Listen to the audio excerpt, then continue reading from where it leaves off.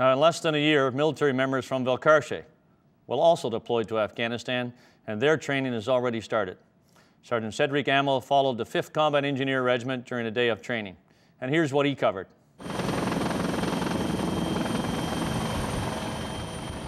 Right now we're running a collective training exercise, level 2, which is section level, and level 3, which is troop level training, with a view to a deployment to Afghanistan next summer. This past fall we've completed the majority of our individual training.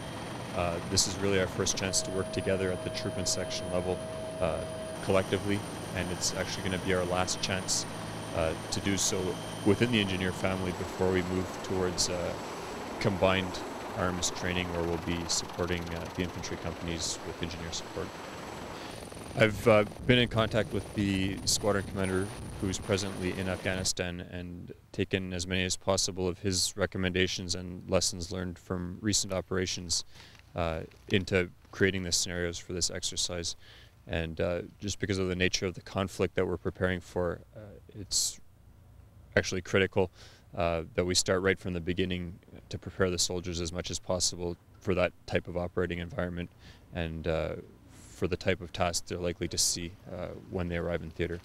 I found it was really good. It was most likely something we're going to see overseas. It was, and we had the resources as well, so it wasn't like, okay, simulate that you have a helicopter. We had a helicopter.